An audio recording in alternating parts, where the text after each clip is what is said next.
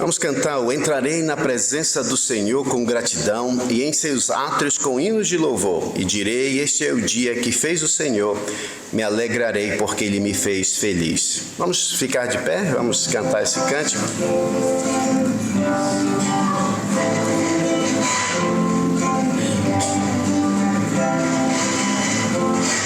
Entrarei na presença do Senhor com gratidão e em seus átrios com hinos de louvor. E direi, este é o dia que fez o Senhor, me alegrarei porque Ele me fez feliz. Ele me fez feliz, Ele me fez feliz, me alegrarei porque Ele me fez feliz. Ele me fez feliz, Ele me fez feliz, me alegrarei porque Ele me fez feliz. Me alegrarei porque Ele me fez feliz. Nós vamos cantar de novo, mas tem alguma coisa aí, Jander? Então é melhor porque esse barulho tá me tirando a concentração do cântico. Epa! Então, o 3, Matias, o 3. Desliga o 3. Isso, bora ver? E agora? Não mais. Ah, agora sim. Sim. Olha, tá bom, olha. O som tá bom. Sem o coisa tá bom, dá pra ouvir. Vamos lá.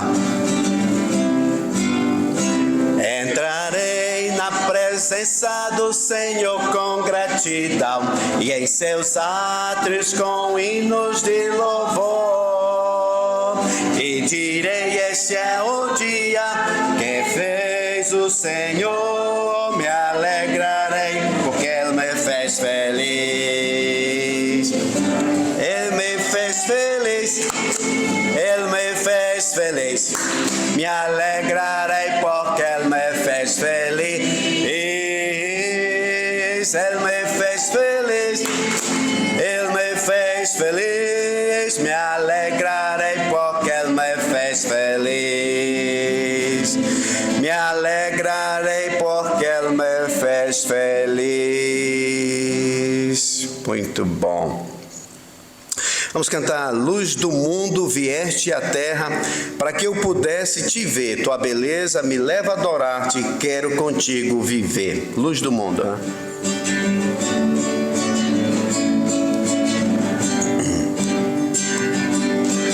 Luz do mundo, vieste à terra, para te ver.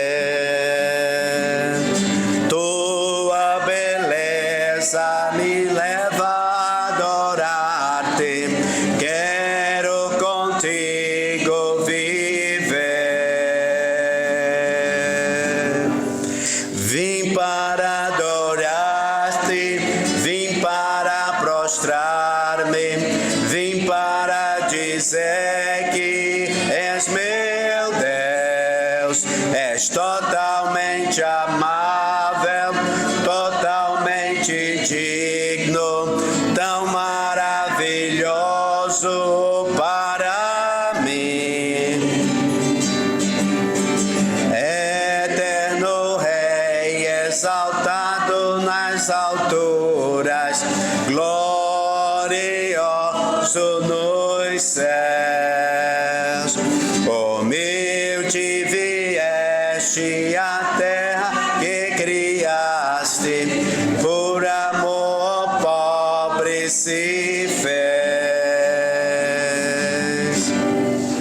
Vim para adorar, vim para dizer que és meu Deus, és totalmente amável, totalmente digno, tão maravilhoso para mim.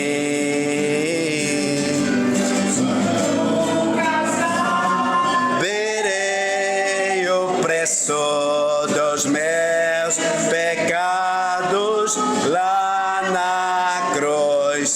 eu nunca saberei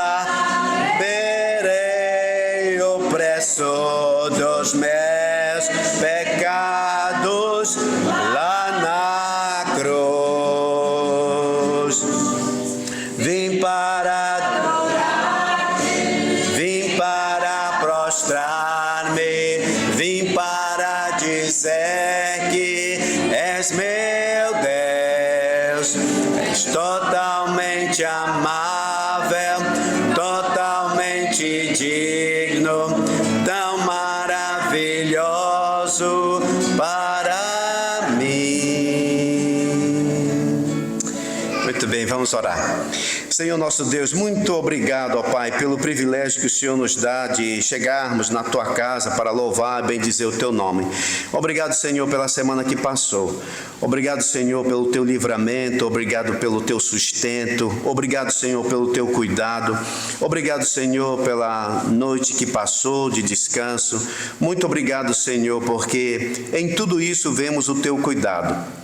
Obrigado também, Senhor, pelo tempo. Porque sabemos, através da Tua palavra, que tudo coopera para o nosso bem. Há muitas coisas, Senhor, que nós não compreendemos, que Tu deixa acontecer nas nossas vidas, mas nós temos ciência e certeza de que, embora não saibamos tudo, mas temos paz no coração, sabendo que o Senhor está no controle de todas as coisas. Muito obrigado, Senhor, porque o Senhor nos ama, o Senhor nos quer bem e enviou o Teu Filho a este mundo para morrer pelos nossos pecados. Louvado, Senhor, seja o Teu nome. Bendito sejas Tu, Senhor, para todo sempre. Seja conosco, Senhor, e queira mesmo nos dirigir e assim auxiliar, Senhor, em tudo que vai ser feito neste culto. Que esse culto, Senhor, possa mesmo ser de louvor e adoração ao Teu santo nome, Senhor, porque o culto sempre é prestado para Ti, e não, Senhor, para qualquer outro tipo de ser ou de pessoa. Muito obrigado, Senhor, por tudo que o Senhor tem feito, e dá mesmo da Tua graça aos Teus servos aqui reunidos. Te agradecemos, Senhor, pela saúde suficiente que o Senhor tem nos dado, porque muitos até gostariam de estar aqui, mas não estão, Senhor, porque estão acamados, estão mesmo doentes. Ó Pai, venha visitar cada um desses, colocando a Tua mão saradora sobre os seus corpos. E o Senhor conhece, Senhor, a todos eles. O Senhor possa ser com a nossa amada a igreja aqui em Beja, ali em Serpa, nosso irmão Augusto, irmão Joaquim Bulha, a família, Elisa, também lá em Vales Mortos, Senhor, nossa irmã Rosinha. Que o Senhor possa mesmo abençoar esse trabalho. Também os nossos irmãos em Cuba, o trabalho ali, Senhor. Muito obrigado. E que o Teu nome seja sempre exaltado e glorificado. E que a Tua obra, Senhor, possa expandir, não somente aqui em Beja, mas Serpa, Vales Mortos, Cuba e outras regiões. Nos ajuda, Senhor. Tu sabes do nosso interesse de promover o Teu reino neste mundo. Assim, Senhor, entregamos tudo nas Tuas mãos, agradecidos no nome de Jesus. Amém. Podemos assentar, irmãos, obrigado.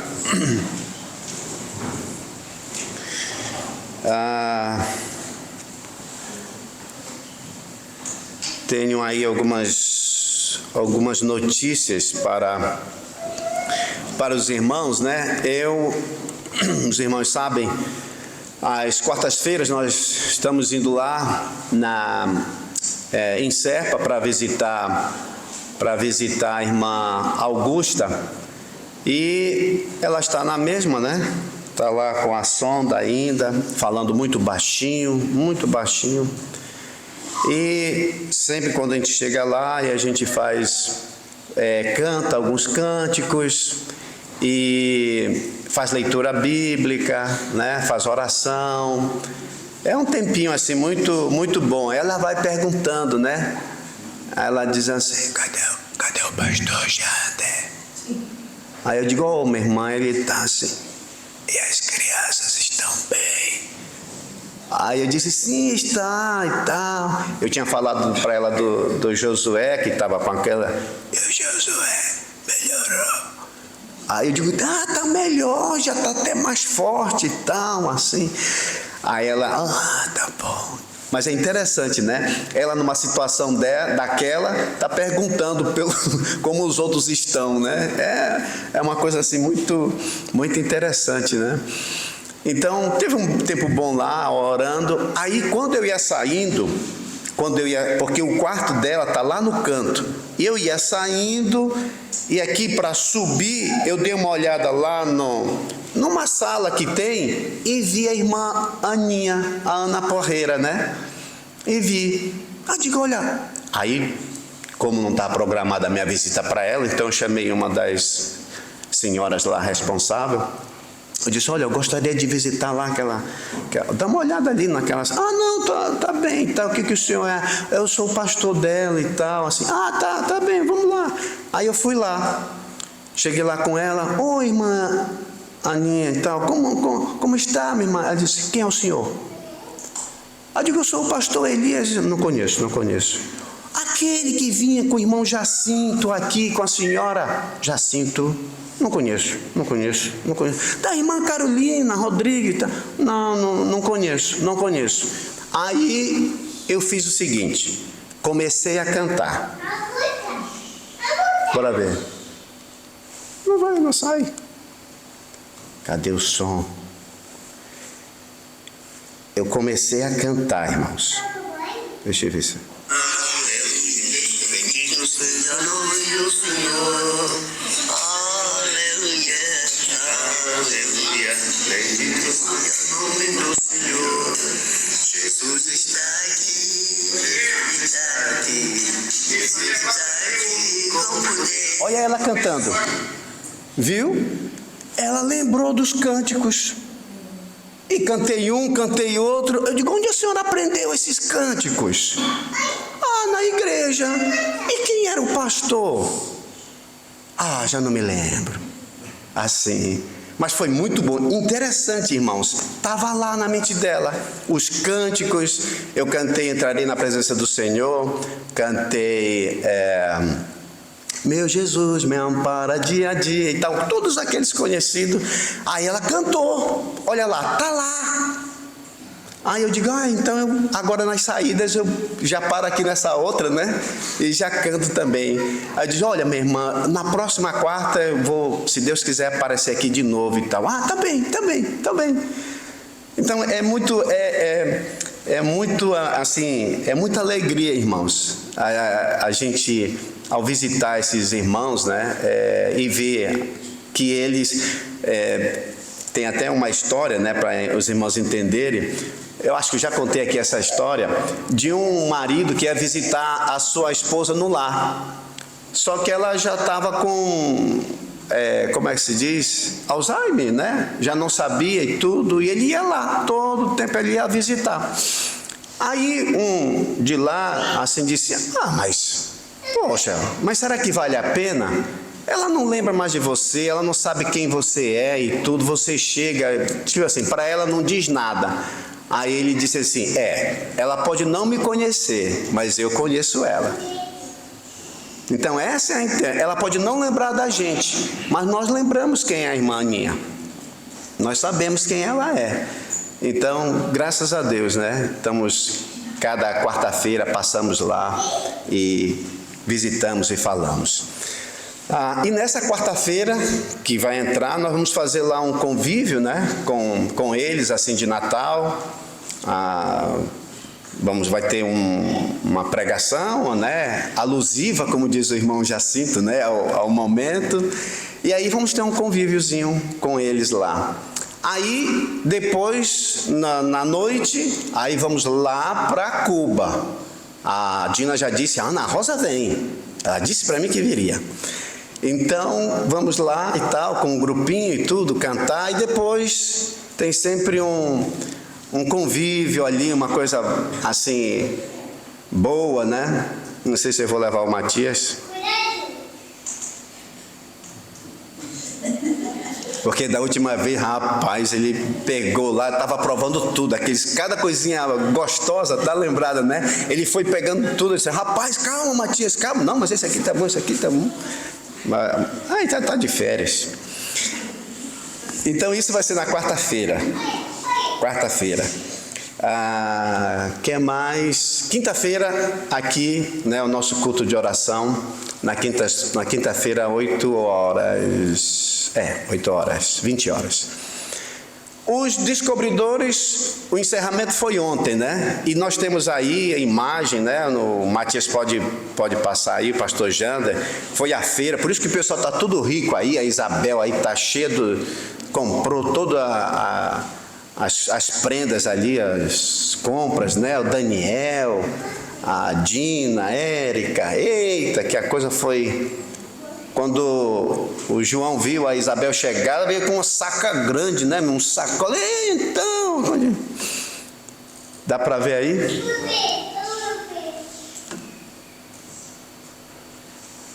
Olha lá, olha aí a alegria do povo. O povo todo feliz, cheio das sacolas, foram comprar as coisas de Natal, né?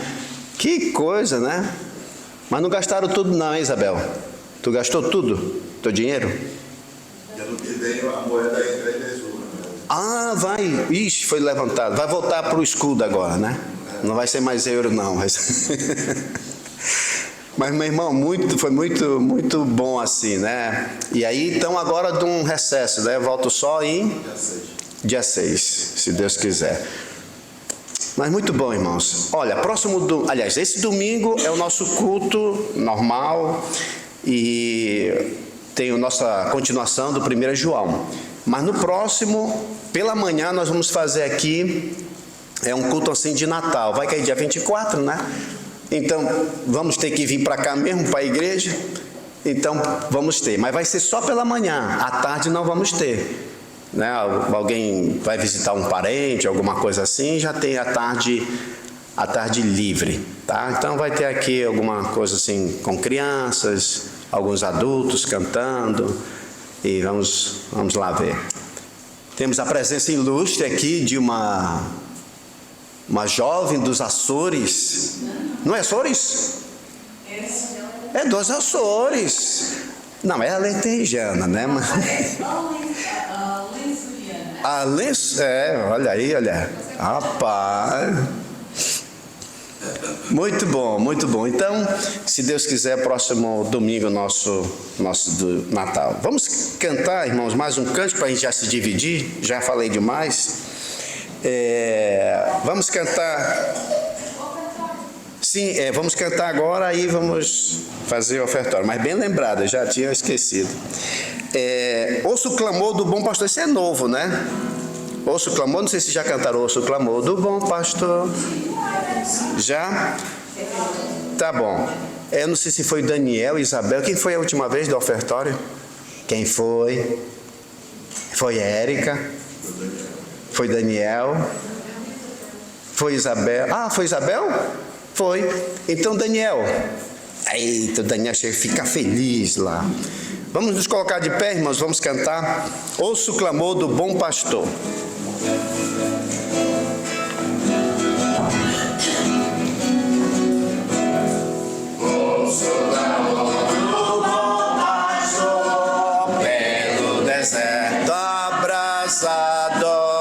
Seus cordeirinhos ama, muito desejoso de os salvar. Vai buscar, meus cordeirinhos, vai buscar,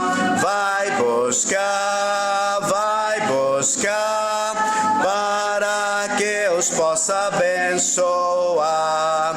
Quem não deseja auxiliar, seus cordeirinhos aguarda e encaminhá-los a Jesus, fonte de vida, amor e luz. Vai buscar, meus cordeirinhos, vai buscar,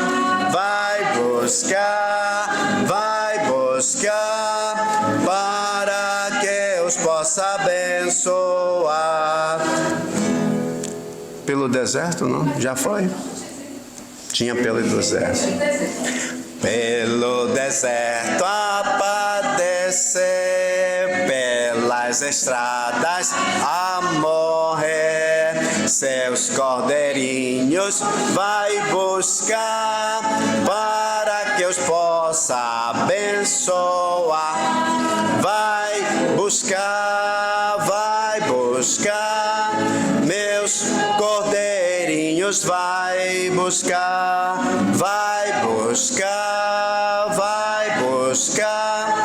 para que os possa abençoar. Vamos orar, irmãos. Peço à irmã Carolina Rodrigues, por favor, faça uma oração. Senhor, muito obrigada porque podemos estar aqui na tua casa, podemos, Senhor, louvar e engrandecer o teu nome, também com os cânticos, escutar a tua palavra, o recado que tens para nós hoje. Obrigado pela saúde que nos deste para podermos estar aqui. E obrigado pela tua palavra e o centro que vais pôr, Senhor. Ó Deus, venha ao encontro dos nossos corações, Senhor, das nossas necessidades, das nossas ansiedades. E socorre-nos, Senhor, com a tua palavra, com a tua força, com o teu amor. Eu entendo que se fala de amor, de paz, mas que os teus filhos, Senhor, possam senti-la todos os dias e praticar o amor de Jesus. E é no teu amor, e é no teu nome, Jesus, que eu agradeço todas as coisas. Amém. Podemos assentar, pastor Jander pode vir. Os adolescentes, vamos lá em cima. Quem ajuda aí? Vai precisar alguém para te ajudar em alguma coisa? Você que ajuda, né?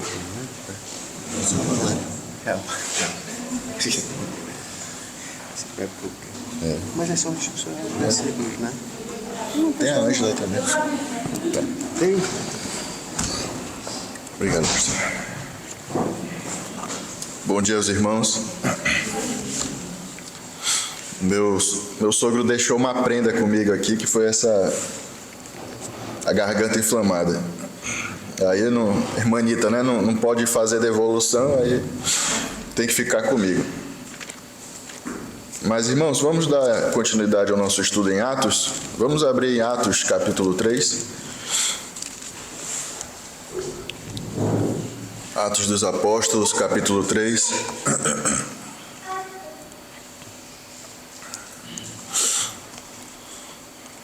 A leitura vai ser feita do versículo 11 até o capítulo 4, versículo 4. Então, Atos 3, 11 até o 4, 4. Diz assim a palavra do Senhor. Apegando-se ele a Pedro e a João, todo o povo correu atônito para junto deles no pórtico chamado de Salomão. À vista disso, Pedro se dirigiu ao povo, dizendo: Israelitas, por que vos maravilhais disto? Ou por que fitais os olhos em nós, como se pelo nosso próprio poder ou piedade o tivéssemos feito andar? O Deus de Abraão, de Isaque e de Jacó, o Deus de nossos pais, glorificou a seu servo Jesus, a quem vós traístes e negastes perante Pilatos, quando este havia decidido soltá-lo. Vós, porém, negastes o santo e o justo, e pedistes que vos concedessem um homicida. Dessa arte, matastes o autor da vida, a quem Deus ressuscitou dentre os mortos, do que nós somos testemunhas. Pela fé em o nome de Jesus, é que esse mesmo nome fortaleceu a este homem que agora vedes e reconheceis. Sim, a fé que vem por meio de Jesus deu a este saúde perfeita na presença de todos vós. E agora, irmãos, eu sei que o fizestes por ignorância, como também as vossas autoridades. Mas Deus, assim, cumpriu o que dantes anunciara por boca de todos os profetas, que o seu Cristo havia de padecer. Arrependei-vos, pois, e convertei-vos, para serem cancelados os vossos pecados, a fim de que, da presença do Senhor, venham tempos de refrigério, e que envie ele o Cristo, que já vos foi designado, Jesus, o qual é necessário que o céu receba até os tempos da restauração de todas as coisas, de que Deus falou por boca de seus santos profetas desde a antiguidade. Disse, na verdade, Moisés: o Senhor Deus vos suscitará dentre os vossos irmãos um profeta semelhante a mim. A ele ouvireis em tudo quanto vos disser. Acontecerá que toda alma que não ouvir a esse profeta será exterminada do meio do povo. E todos os profetas, a começar com Samuel, assim como todos quantos depois falaram, também anunciaram estes dias. Vós sois os filhos dos profetas e da aliança que Deus estabeleceu com vossos pais, dizendo a Abraão: na tua descendência serão abençoadas todas as nações da terra. Tendo Deus ressuscitado o seu servo, enviou primeiramente a vós outros para vos abençoar, no sentido de que cada um se aparte das suas perversidades. Capítulo 4, versículo 1. Falavam eles ainda ao povo quando sobrevieram os sacerdotes, o capitão do templo e os saduceus, ressentidos por ensinarem eles, o povo, e a anunciarem em Jesus a ressurreição dentre os mortos. E os prenderam, recolhendo-os ao cárcere até o dia seguinte, pois já era tarde. Muitos, porém, dos que ouviram a palavra, a aceitaram, subindo o número de homens a quase 5.000. Que Deus aplique a sua palavra em nossos corações. Vamos orar. Pai querido, obrigado por tua palavra. Obrigado porque temos esse privilégio de ler livremente, de prestar culto ao Senhor sem nenhum empecilho. E pedimos que o Senhor venha mesmo estar nos ensinando, nos edificando, falando a nós aquilo que tu queres que sejamos transformados, Senhor. Esteja mesmo conosco, aceita esta nossa adoração a Ti, em nome de Jesus. Amém. Sim, irmãos, então, na última vez que vimos Atos, Valério, tu pode vir aqui, por favor? Atos 3, a partir do versículo 11. Nós vimos, então, a cura do paralítico ali que estava há um bom tempo ali naquela porta chamada Formosa, lá em Jerusalém. E nós vimos justamente esta cura que aconteceu. Nós sabemos que Deus é soberano, tem os seus desígnios, não podemos entender. Jesus andou por esta terra durante o seu ministério durante 3 anos e meio. E provavelmente passou por este homem até, mas nunca curou. Calhou, que neste momento estava meio que previsto, na eternidade, este momento para que esse homem tivesse a sua restauração, tivesse a recuperação ali do seu andar. A gente vê mesmo os seus tornozelos foram firmados e a cura foi ali efetuada, foi executada. Isto tudo aconteceu quando Pedro e João foram ao templo orar na oração das 3 horas da tarde. Vemos que eles tinham esse interesse, davam essa devida importância à oração. Mesmo sendo cristãos, ainda não existia esse termo nessa época, mas eram os do caminho. Já sabiam que sacrifícios e holocaustos não davam mais jeito, pois Cristo Jesus foi o sacrifício perfeito de Deus, mas iam ao templo orar. Era a casa de oração. Cristo Jesus mesmo falou, esta casa será chamada casa de oração. Expulsou ali os cambistas, os mercadores que estavam bagunçando ali o templo. E nós vimos tudo isto. E a partir do versículo 11 é o que vem depois dessa cura. Nós sabemos que eles entraram, o paralítico, o mendigo, entrou saltando, louvando ao Senhor dentro do templo, mas aí lá dentro, justamente nesse pórtico chamado de Salomão, tiveram que parar. É um lugar onde Jesus mesmo ficava, pregava, ensinava ali dentro do templo. E nós vamos ver paulatinamente cada um aqui dos versículos. Se for da vontade do Senhor, a gente vai conseguir terminar ele agora. O capítulo 3. Irmãos, este texto que nós lemos, a gente pode resumir, dividir pelo menos, em 3 partes. Então, a primeira parte é o resultado do milagre entre a multidão, é o versículo 11. Depois é o segundo sermão público de Pedro. E a terceira parte, é o retorno do sermão, aquilo que voltou, Então, primeira coisa, o resultado do milagre, o que resultou?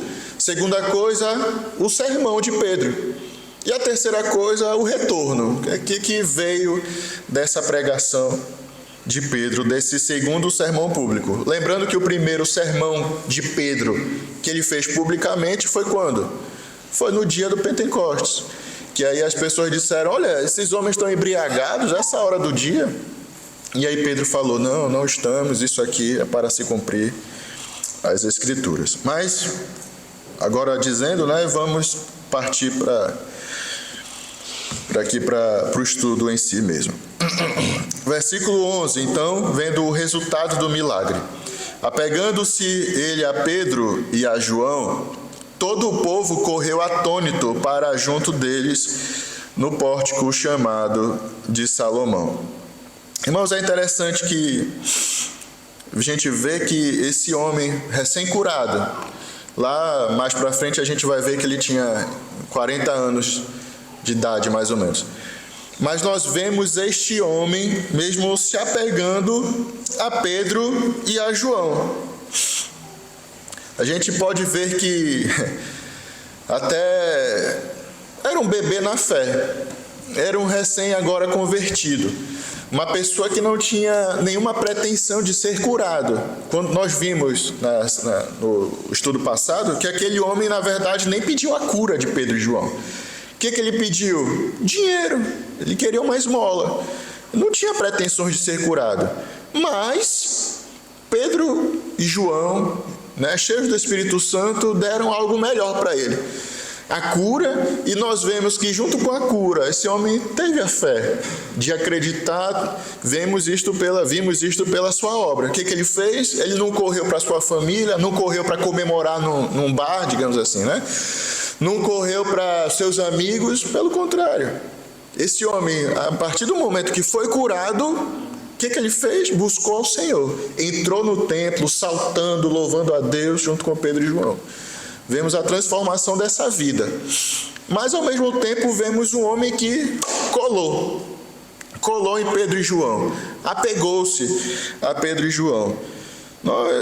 Nós vemos isto, pelo menos nós dizemos, damos esse conselho. Uma pessoa que é recém-convertida, olha, não se afaste, procure estar perto da igreja, perto de irmãos fiéis, irmãos que têm uma vida mesmo santa, para te aconselhar, para conversar com você, para lhe encorajar.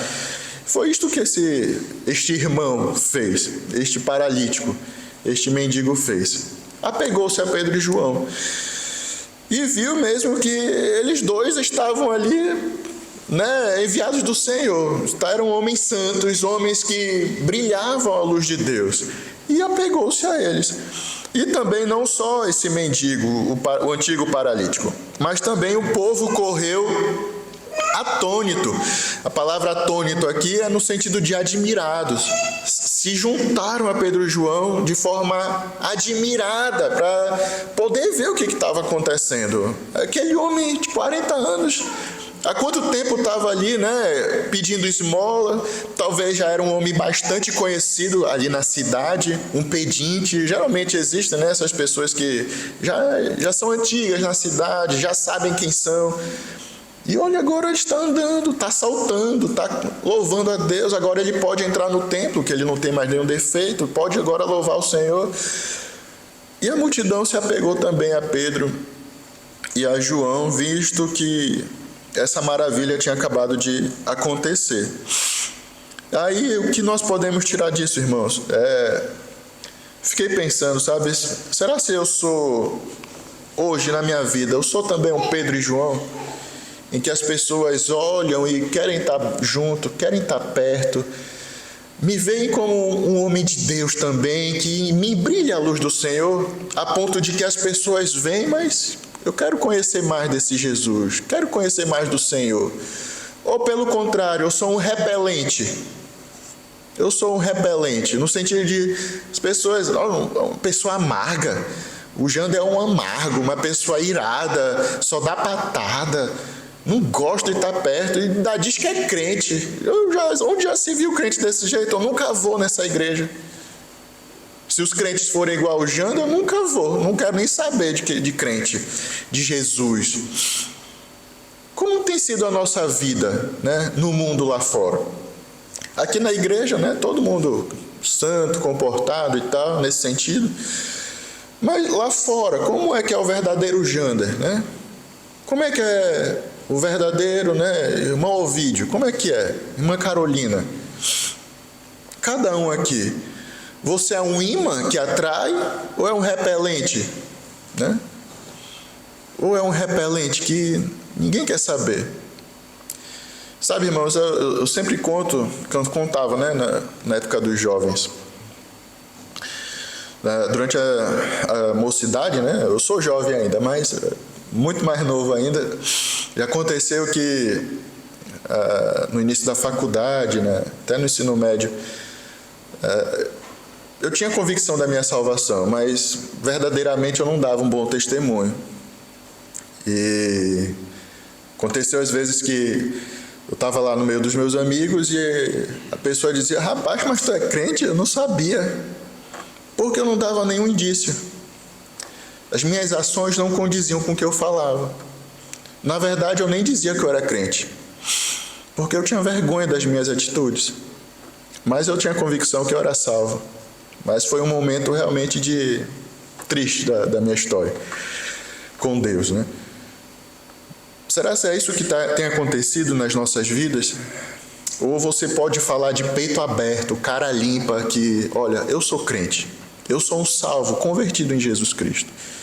E as pessoas não vão ficar admiradas, não vão se escandalizar com o Evangelho, vão aceitar e vão até pedir informação. Oh, onde é que fica a sua igreja? Onde é que, né, fica? Graças a Deus eu tive a oportunidade de transformar a minha fama, né, digamos assim. Minha fama no sentido de que como as pessoas me conheciam. Mas, irmãos, nós fomos chamados. O nome igreja, eclesia, é chamado para fora, né? A igreja foi chamada para ser luz no mundo. Foi chamado para ser sal da terra lá fora.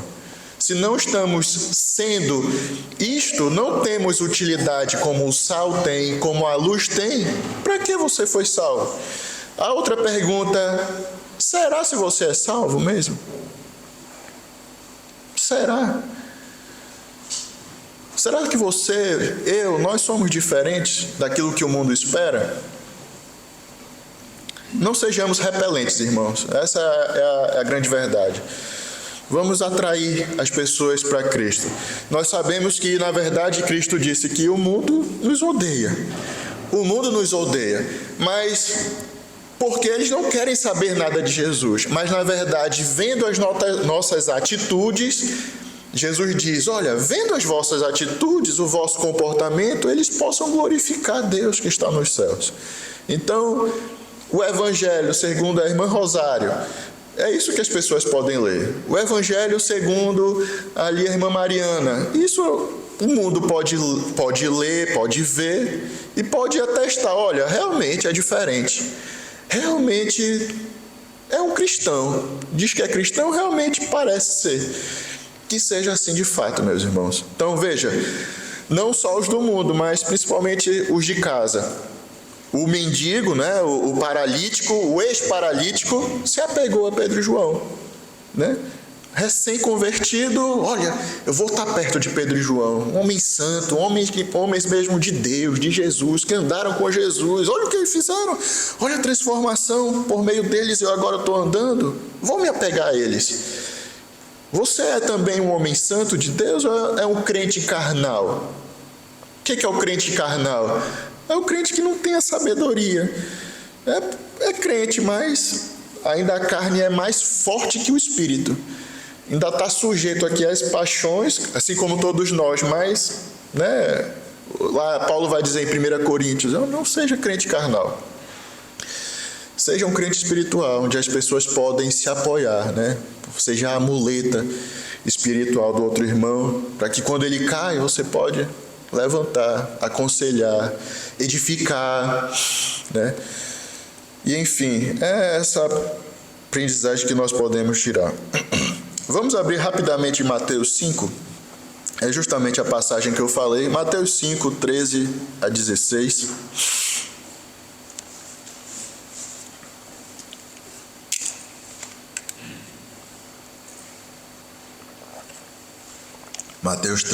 Mateus 5, 13 a 16. Olha o que Jesus fala no seu Sermão do Monte. Vós sois o sal da terra, e se o sal for insípido, com que se há de salgar? Para nada mais presta, senão para se lançar fora e ser pisado pelos homens. 14. Vós sois a luz do mundo. Não se pode esconder uma cidade edificada sobre um monte, nem se acende a candeia e se coloca debaixo do alqueire, mas no velador, e dá luz a todos que estão na casa. Assim resplandeça a vossa luz diante dos homens, para que vejam as vossas boas obras e glorifiquem a vosso Pai que está nos céus. Então veja, é para isso que nós fomos chamados, é para isso que fomos salvos. Né? Pela graça somos salvos mediante a fé. Né? Isto não vem de vós, é dom de Deus, não de obras para que ninguém se glorie, pois somos feitura dele, criados em Cristo Jesus para as boas obras. Fomos criados para as boas obras. Faça, viva, né? Seja mesmo um crente que transmita essa luz, salgue o mundo. Então vimos aqui essa primeira parte que foi o resultado do milagre. A multidão chegou-se, o paralítico chegou-se também a Pedro e João, ali dentro do templo no pórtico chamado de Salomão. E aí vamos para a segunda parte, que é o segundo sermão público de Pedro. E esse sermão, pelo menos para ficar mais fácil de entender, eu dividi ele em duas partes. A primeira é Pedro explicando os fatos, ele está explicando aquilo que aconteceu, mais ou menos. E a segunda parte é uma exortação aos ouvintes. Então veja, a segunda parte se subdivide em outras duas partes. A segunda parte é o sermão público de Jesus, que é dividido em explicação e exortação. Explicação e exortação. Então, vamos para a exortação. Para a explicação, desculpa. Versículo 12. À vista disto, Atos 3:12. À vista disto, Pedro se dirigiu ao povo, dizendo: Israelitas, por que vos maravilhais disto? Ou por que fitais os olhos em nós, como se pelo nosso próprio poder ou piedade tivéssemos feito? Veja, Pedro aqui, semelhante ao seu primeiro discurso, vocês lembram? Ele também falando, irmãos, varões israelitas. A mesma coisa ele vai utilizar aqui no versículo 12. Israelitas, por que vos maravilhais disto? Né? Veja, ele coloca, por que vos maravilhais disto? Disto o quê? O milagre que acontecera. Se a gente voltar um pouco para o capítulo 2, volte aqui para o capítulo 2 de Atos, versículo 43. Atos 2, 43. Olha o que é falado aqui. Em cada alma havia temor, e muitos prodígios e sinais eram feitos por intermédio dos apóstolos. Então é como se Pedro tivesse assim, no sentido dizendo, olha, vocês estão maravilhados com este prodígio, mas vocês já viram que nós temos executado prodígios e milagres no meio de vocês. E agora vocês estão admirados com mais este aqui, como se fosse algo inédito. Vocês já experimentaram o poder de Deus. É neste sentido, né? Vocês já viram as maravilhas de Deus, as maravilhas que Deus faz através de nós. Por que vocês estão admirados com estes? Será que é porque o homem era conhecido, já estava ali há muito tempo, já era uma figurinha carimbada, como diz, né? Já era alguém conhecido, e vocês estão admirados porque, olha, realmente isso aqui não é... Eles não são, digamos assim, né? Pessoas falsas, não são embusteiros, mentirosos que ficam fazendo truques, enganando a população. Não, porque esse homem aqui já estava há bastante tempo e agora fizeram esta cura. E a outra coisa é que ele fala, voltando para o versículo 12 de Atos 3, por que vos maravilhais disto? Ou por que fitais os olhos em nós, como se pelo nosso próprio poder ou piedade o tivéssemos feito andar? Então veja, primeiro, por que vocês estão maravilhados com mais esse milagre? Segundo, por que vocês estão também olhando, admirados para nós, como se nós mesmos fizemos isto tudo? E é interessante que ele fala próprio poder e piedade. Veja que os discípulos estavam, digamos assim, no outdoor, né? Todo mundo de Jerusalém meio que já sabia o que estava acontecendo, o movimento de conversão ali em Jerusalém. Lembra que 3.000 foram convertidos ali naquela cidade. E Jerusalém não era uma metrópole, né? Não era uma Roma da vida. Era uma cidade grande, mas proporcional ali ao povo judeu. Então 3.000 pessoas é número suficiente, significante, para que numa cidade as pessoas vissem, olha, né, Pedro, João, Tiago, André, né, os discípulos de um tal Jesus que foi crucificado. E por que vocês estão olhando para nós como se a nossa piedade, o nosso amor, o nosso testemunho, mesmo sendo homens com um testemunho bom entre vocês, como se nós mesmos tivéssemos feito isto do nosso poder, no nosso nome, né? E é isso que Pedro está dizendo. E aí vamos aqui para o versículo 13.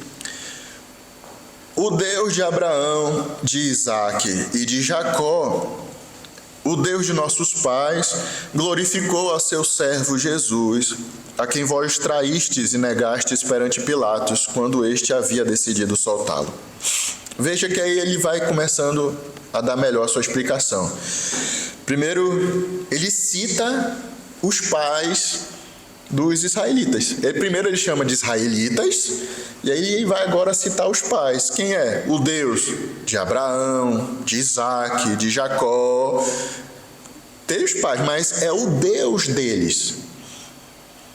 Glorificou a seu servo Jesus, a quem vós traístes e negastes perante Pilatos, quando este havia decidido soltá-lo. Esse discurso, antes até de a gente começar entrando nele mesmo, ele é muito parecido com o primeiro. Esse discurso não é um primor de pregação, não tem pontos, né? Pedro não divide em pontos a sua pregação, o seu discurso, não. Na verdade é um discurso muito duro, muito, digamos assim, até ofensivo, e nós vamos ver daqui a pouco, mas é ofensivo para o ouvinte que estava ali escutando, que não estava entendendo muito o que estava acontecendo. Mas Pedro, ele pega e faz contrastes. Veja, ele colocou aqui no versículo 13: o Deus de Abraão, Isaque e Jacó, o Deus de nossos pais, glorificou o seu servo Jesus, aquele que vós traístes. Então veja, Deus aprovou o varão, nós vimos isso lá no primeiro discurso, no capítulo 2, Deus aprovou, Deus mesmo glorificou o seu servo, mas vós negastes, vós traístes, aquele que Deus aprovou, vocês humilharam, aquele que Deus mesmo glorificou, vocês crucificaram. Então, Pedro faz esse contraste para colocar na mente dos seus ouvintes as suas ações, os seus pecados, aquilo que eles fizeram. E aí ele vai dizer, olha, a quem vós traístes e negastes perante Pilatos, quando este havia decidido soltá-lo. Pedro não estava aqui dizendo apenas um fato histórico. Olha, Pilatos havia decidido soltá-lo. Vocês que traíram e negaram. Era do conhecimento dos judeus. A perversidade, é um homem muito traiçoeiro, esse Pilatos. Se você for ver nos registros dos historiadores, Flávio Joséfo, tem um outro, esqueci o nome, mas ele vai dizer vários relatos do que Pilatos fez. Uma delas, por exemplo, ele assassinou vários galileus enquanto eles estavam buscando ali artefatos históricos ali no seu monte. Ele colocou estandartes de Roma dentro de Jerusalém. E outras coisas também. Os samaritanos também, ele fez uma chacina com os samaritanos. E era um homem que não tinha medo de derramar sangue ali do povo. Ele era o governador, ele era o poder de Roma ali na época. E Pedro está dizendo, olha, vocês que são os filhos de Abraão, de Jacó, de Isaac, vocês pegaram o Messias, o Cristo, e crucificaram. Sendo que um gentil, o Pilatos da vida, um mau, né? um gentil sem temor de Deus, pegou e decidiu soltá-lo.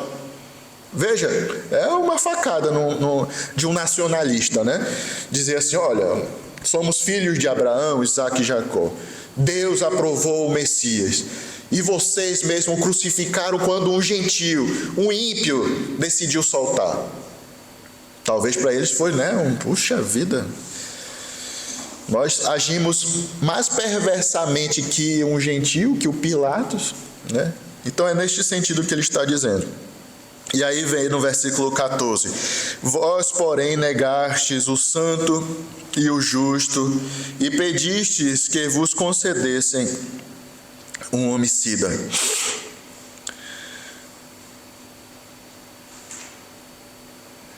Veja, ele diz, traístes, versículo 13, traístes, negastes. Vem no versículo 14, novamente ele vai falar, negastes o santo e o justo, e pedissem que vos concedessem um homicida. Veja, quem é que ouviria uma coisa dessa, uma acusação dessa, e ficaria inerte? Às vezes a pessoa chama o outro de parvo, já fica ofendido, né? Já fica, né? Rapaz, está me chamando disso aí, já está me ofendendo de graça, gratuitamente. Imagina ser chamado de traidor, de cúmplice de um homicida, ser chamado mesmo de até assassino, porque ele falou, e concedessem um homicida, dessarte, versículo 15, dessarte, matastes o autor da vida, a quem Deus ressuscitou dentre os mortos, do que nós somos testemunhas. Por isso que eu digo, é um discurso duro, meus irmãos. É um discurso duro para aqueles ouvintes que estavam lá presentes. Hoje em dia nós buscamos sempre algo, nós que eu digo, né? O mundo, não acredito que os irmãos aqui, mas o mundo em si. Queremos ouvir coisas que agradem nossos ouvidos, os nossos corações, amaciam o nosso ego, né? Seja algo de autoajuda. Não vou nem colocar autoajuda, mas algo que ajude na nossa caminhada. Para isso, hoje em dia, tem muita música que leva, né? Os famosos worship, né? Que levam à meditação. Aí a Raquel, que é estudiosa aí da música, tem aquelas singularidades harmônicas que vão levando o homem a uma espiritualidade, né? E levam o homem ao choro, a transcender e tal. Aí no meio do culto, quando vai ver a pregação, 20 minutos, 10 minutos, 15. Mas é porque o homem, ele quer, na verdade, ter um sentimento de bem-estar, quer se sentir bem. E você vê nas duas pregações de Pedro justamente o contrário. Ele não está nem um pouco preocupado em agradar, em ser alguém, né, agradável às pessoas, seus ouvintes. Pelo contrário, eu teria medo no lugar dele de falar isso. Jerusalém era uma cidade que estava fervilhando, ainda Jesus tinha morrido há pouco tempo, eram discípulos de Jesus Cristo. Chamar o outro de assassino, traidor, negacionista, cúmplice de homicídio, uma vez que soltaram o Barrabás, né? Preferiram Barrabás, um homicida, do que Jesus. E aí ser chamado de tudo isto na cara assim, no templo, onde os sacerdotes ficavam, os fariseus, os saduceus, na hora de oração, precisa ter muita coragem. Esses homens estavam cheios do Espírito Santo e falaram na cara daqueles homens os seus pecados, aquilo que eles estavam sendo condenados: traição, humilhação, homicídio, cúmplice de homicídio, tudo isso. Eles mataram, né, o autor da vida. É interessante que versículo 15, aqui o Pedro vai dizer, dessarte, matastes o autor da vida. Mais uma vez o contraste, a quem Deus ressuscitou dentre os mortos. Veja, o autor da vida foi morto, mas o que foi morto ressuscitou. Vê? Versículo 16: pela fé em o nome de Jesus é que esse mesmo nome fortaleceu a este homem que agora vedes e reconheceis. Sim, a fé que vem por meio de Jesus deu a este saúde perfeita na presença de todos vós. Então veja, Pedro acusa, denuncia a morte de Cristo Jesus, coloca na costa dos ouvintes todo esse pecado, essa transgressão. A morte do Messias, do Cristo, está na costa de vocês. Vocês fizeram isto com ele, né, com Jesus. E é pela fé no nome desse crucificado que vocês crucificaram, é que esse mesmo nome fortaleceu a este homem que agora vedes e reconheceis. Aí a pergunta que eu fiz no estudo passado: a fé que fortaleceu esse homem. Muito bem. Foi a fé do paralítico? Foi a fé do paralítico que fez ele ser curado? Não. A gente acabou de falar. Aquele homem não estava esperando ser curado. Aquele homem queria moeda, queria dinheiro. Foi a fé de quem então que curou aquele homem? Foi a fé de Pedro e João. Foi a fé de Pedro e João. Daí você pode tirar da sua cabeça dizendo: olha, fulano não foi curado porque não tem fé. Não precisa ele ter fé para ser curado. Está aqui um exemplo. Outro, por exemplo, foi a ressurreição do filho da viúva lá de Naim. Como é que um morto vai ter fé para ser ressuscitado? Lázaro precisou ter fé para ser ressuscitado por Jesus? Para acontecer o milagre? Não. Do que nós podemos tirar então de lição disso? Não depende de nós, irmãos. Não dependia nem de Pedro e João. Depende de Deus, dele querer. Deus é soberano, Deus tem todo o poder e ele faz aquilo que ele quer. Pela sua graça, pela sua misericórdia, capacitou, deu poder para Pedro e João, deu a fé para Pedro e João para fazerem o milagre. Jesus poderia ter curado ele? Poderia, mas não curou. Calhou que chegou a hora desse homem, chegou a vez desse homem ter a vida restaurada, de ter a cura. E foi feito. Não com Jesus, não foi da vontade dele curar, mas agora Pedro e João. E aí, neste momento, podem testemunhar de Cristo Jesus. A cura serviu ali para glorificar a Deus.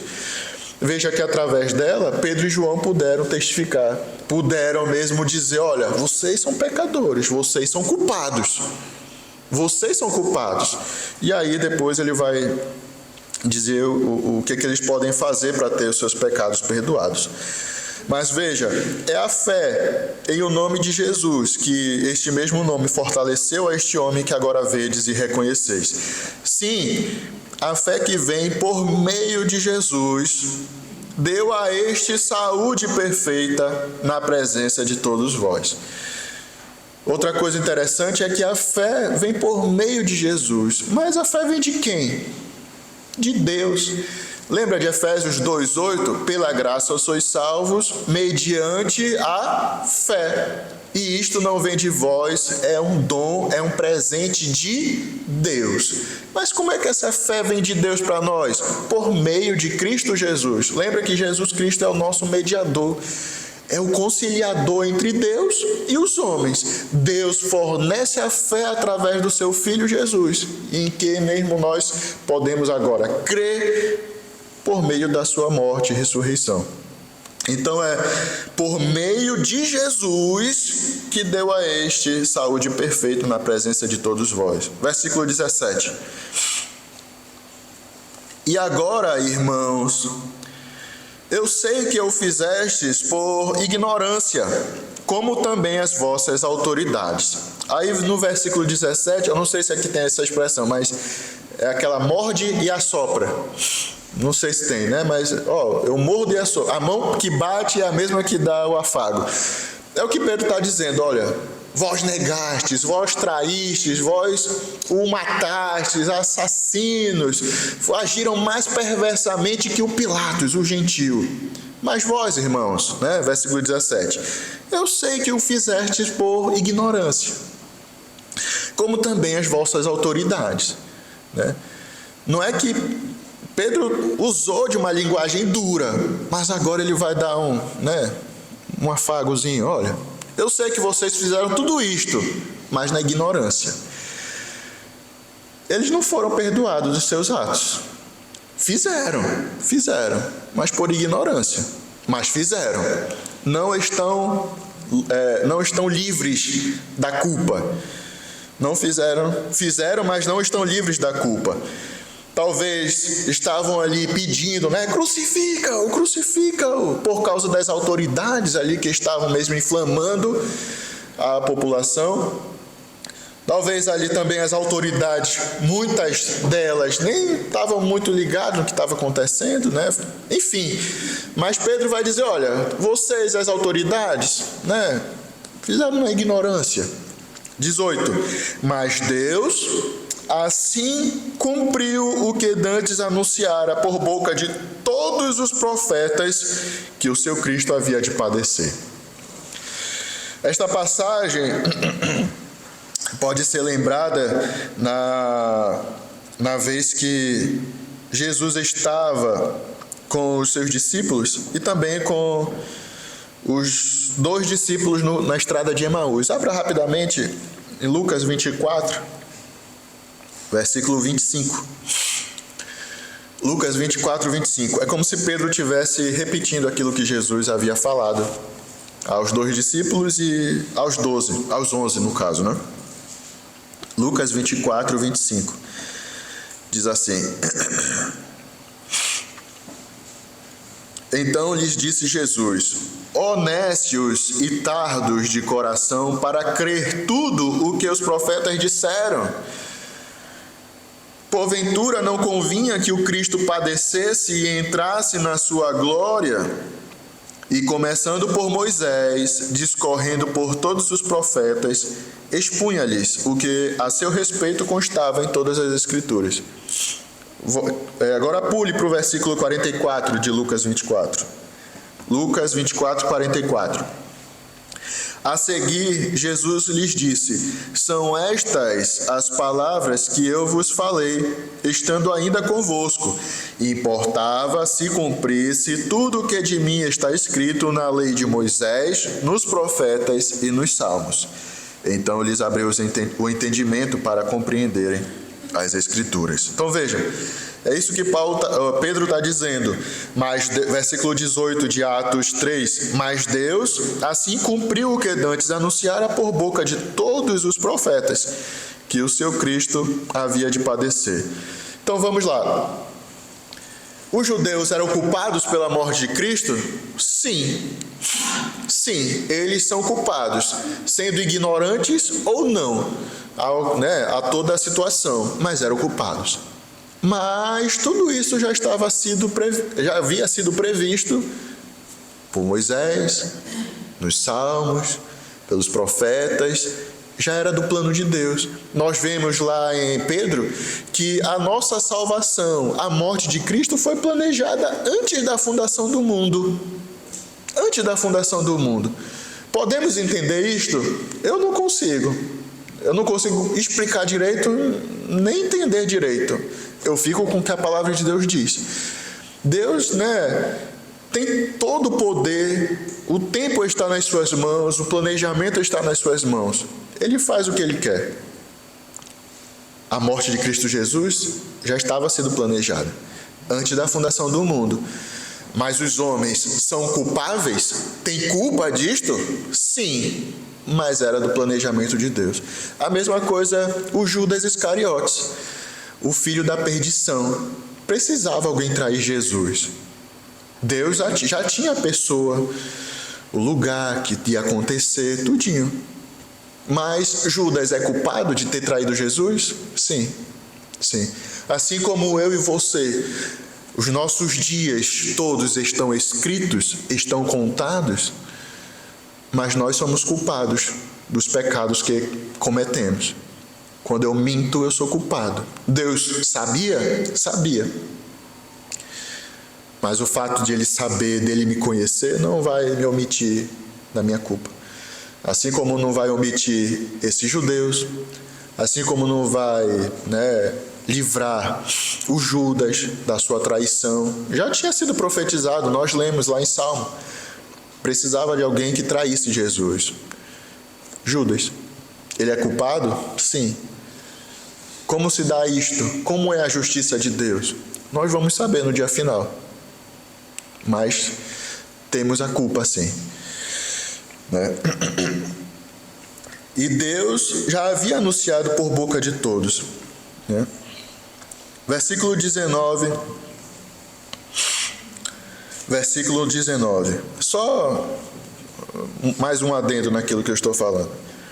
Veja, Provérbios, Eclesiastes, capítulo 12, ali no final do capítulo vai dizer: de tudo que se tem ouvido, a suma é: teme a Deus e guarda os seus mandamentos, porque isto é o dever de todo homem.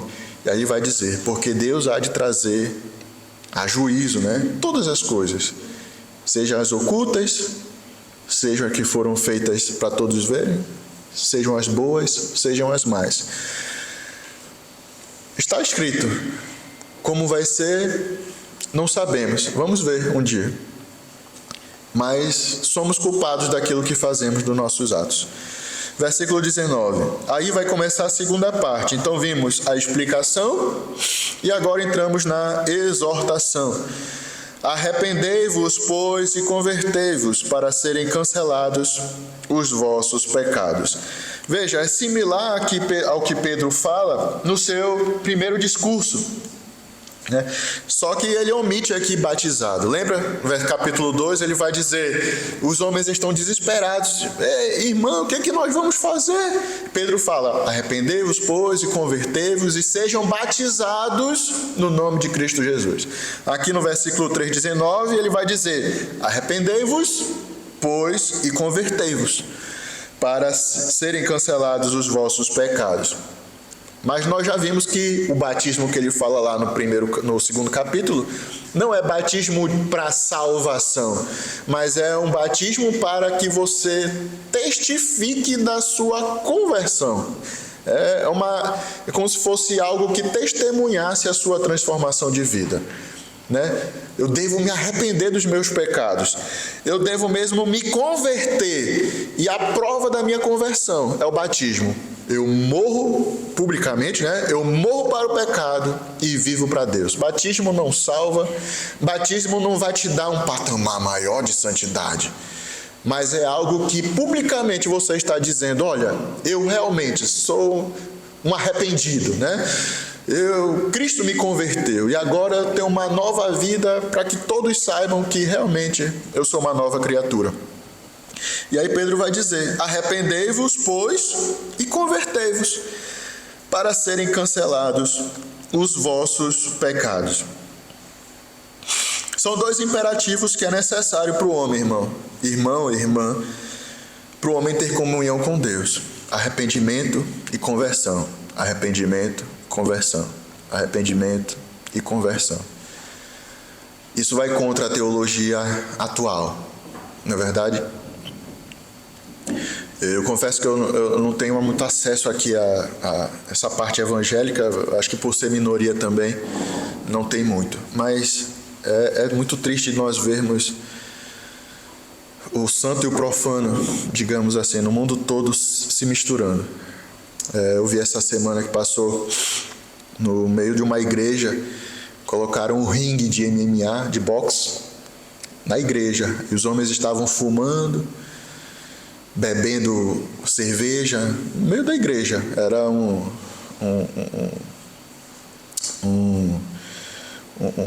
uma convenção, né? Uma convenção que estava acontecendo de homens. Irmãos, daí para pior, né? Coisas escandalosas vão começar a acontecer cada vez mais, com mais frequência. Onde é que está a diferença do mundo para a igreja? Do crente para o ímpio? Do santo do profano?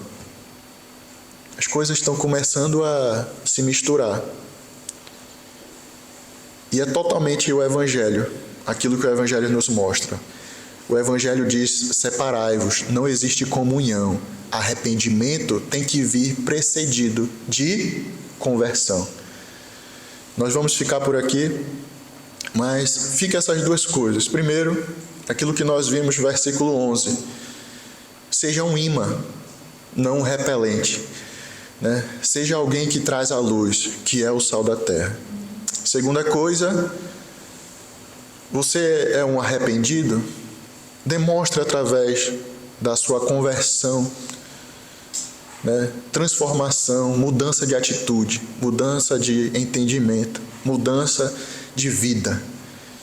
E que assim possamos glorificar nosso Pai que está nos céus. Amém? Se Deus permitir, semana que vem é Natal, mas no próximo estudo vamos dar continuidade. Pai querido, obrigado, porque realmente Tu nos exorta, Tu nos repreende e nos motiva, Senhor, a sermos a diferença neste mundo. Nos dá mesmo, Senhor, nos capacita, nos dá o poder de sermos pessoas que trazem os outros para a Tua maravilhosa luz. Possamos atrair as pessoas mesmo deste mundo que estão perdidas para o Evangelho. E também, Senhor, demonstrar através da nossa conversão, da nossa nova vida, que somos mesmo, Senhor, resgatados por Ti. Nos ajuda, nos dê uma boa semana, em nome de Jesus. Amém.